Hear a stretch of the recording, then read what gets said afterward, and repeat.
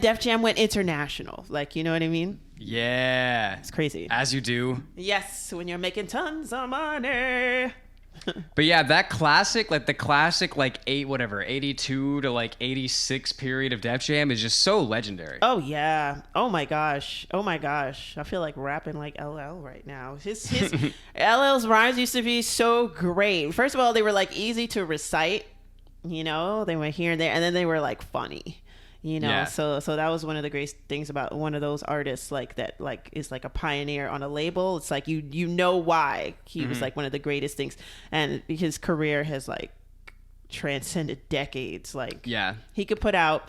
I'm not saying he could put out a record today, but scratch that. Never mind. He did a freestyle just the other day, and I was pissed.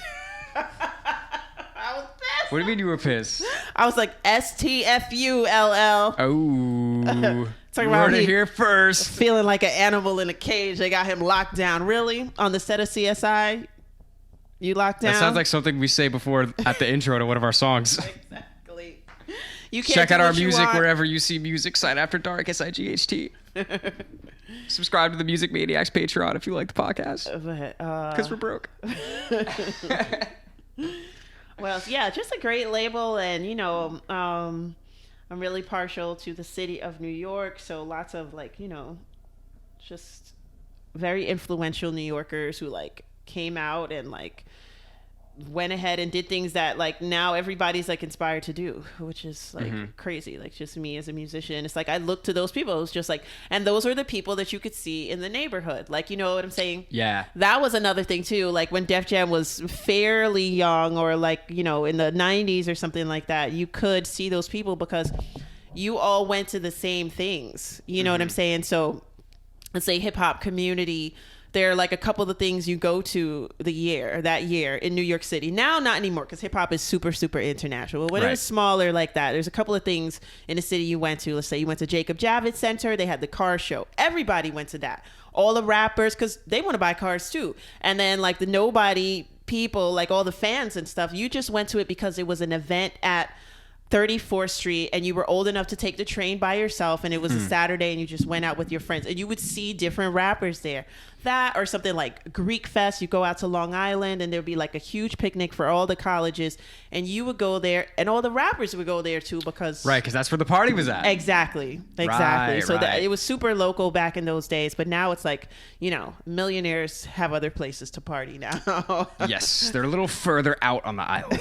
Exactly. But one of the things that I take away from Def Jam and just like that classic era is just like all that really mattered was the music. Yeah. Like they weren't signing people based on a look. No. You know what I mean? They were like, do you have it? Yeah. You know what I mean? Like LL had it. Run DMC, they had it. And the Beastie Boys had it, even though they were doing a different thing. Yeah. You know what I mean? Like nobody...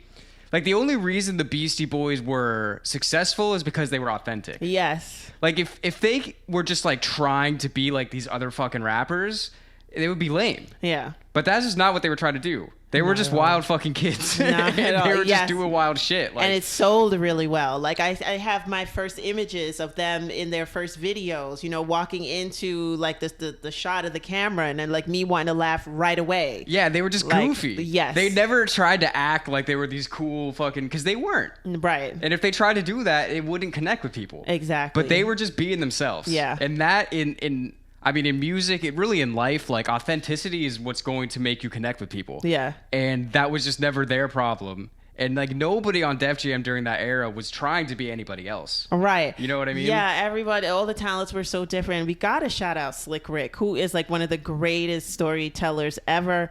I was just listening to The Adventures of Slick Rick at the beginning of the summer. You know, I had to pull it out, and I was just like, I need to hear this again. Some really great songs on that album. And I mean, he himself was being himself. Like everybody had like a similar formula, but they all had their different styles. I mean, Slick Rick's chains are legendary, right? Like Yeah. at one point he was picking up his hands, and I remember my brother was like, how he even pick his arms up? Like the way he's like talking. But that was like, how do you go to the bathroom with all that shit on? Like, Hey, just pee your pants. No big deal. With all this money, nobody's gonna notice. Yeah, that classic. It's crazy because like when we did we decided that we were gonna do this topic and stuff like that. And like I pulled up Def Jam, and some of the titles were like the rise and fall of Def Jam, like how Def Jam fell, this, that. But when you mentioned just now, like that classic era Def Jam, it's like that's the only way I think about Def Jam. Yeah. I really don't think of them as like fallen or anything. You know what I'm saying? Because it's like they did what they were supposed to do. I mean, they're cemented in history. Yeah. Like that's it. Like if you talk about the history of hip hop, there's no way you can tell the story without talking about Def Jam. Right. It's just not possible. Yeah. It would be like saying the fall of Motown. It's like how? It's still... They're still there. Right. You know what I'm saying? You still call it Motown music. You know what I'm saying? Well, you know what is interesting, though? And you probably didn't think about this at the time, because you were saying, like, you didn't even think about, like, when Rick was gone. Yeah. But when the decline happened is definitely after Rick left. It's just like... Totally. It's just like... It's just like Rick was just so clearly like he just got it.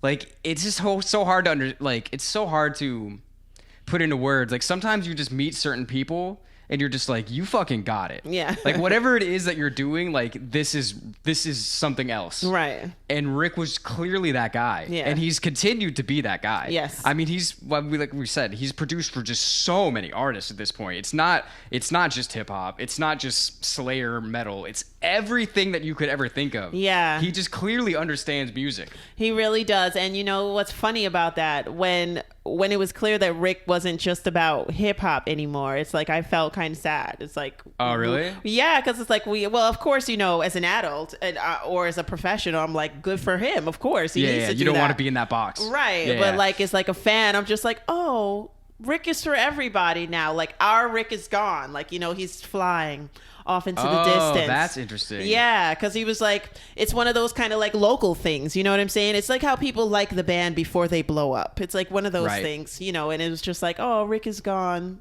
It was great, and we'll remember you forever.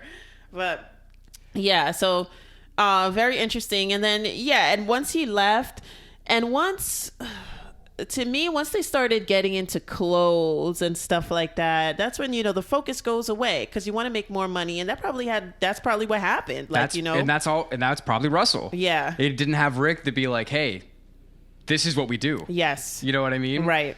And it's just so interesting. Like I feel like if you follow Rick, there's just greatness all around. Yeah, you know what I mean? It's true. It's true. The Def Comedy Jam was funny though. That was all Russell. Yes. Yeah. That's a great idea too. Yeah. Holy shit, that used to be funny. He used to have Martin hosted. We never even wanted to see the other acts, who were definitely funny, but Martin would host for he would start the show for like a good 5-minute warm up or something like that. Yeah.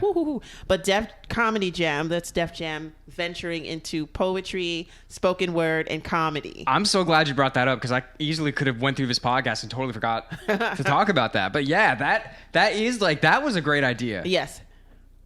Wow. Yeah, and there's so many. I mean, I see clips from like comedians that I love today all the time from back in Def Jam. Yes, like Chappelle on there. Yes, fucking like Bernie Mac was on there. Right. Cedric the Entertainer was on there. Like, and that's when that was hip hop so close knit. It's not professional. Like it was professional, but it's not colder like it is now. Like with Netflix, Dave Chappelle is on stage right now on a Netflix show. Can nobody heckle him from the audience? Nobody. Cedric Entertainer, exactly, right. But you cannot do that. But Def Comedy Jam is like, yo, money, you got cross-color shoes on. Like, it would be like stuff like that. And they'll be going back and forth, and it'll be funny, and the audience will be in on it like, oh. But where did they film those? That was at the Apollo. That was like some side stage of the Apollo. Or I was gonna say it had because it feels like the Apollo when you think about the it. Roasting you know what I mean? energy. Yeah, just like the energy, because like the way, like to me, like I always think of, it's like they always say, like if you go to the Apollo and you're not killing it, you're gonna know. Like it doesn't matter what the fuck you do. You could be a comedian, you could be a rapper, whatever. Yes. If you're not doing well, you're gonna know. The know. crowd is not holding back on you. Yes. The only time you'd be able to hack it is if you went in and sang Christian music. No matter how bad you sounded, they would clap for you because they were scared to boo God. Oh, that's hilarious. I never thought about that. But yeah, big shout out to Russell for having that idea, because it's really at that point.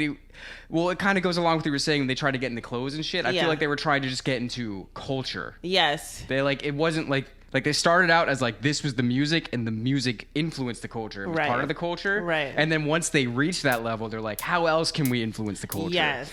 Which does bring some great things like Def Comedy Jam, but can also make you lose your way. Yeah.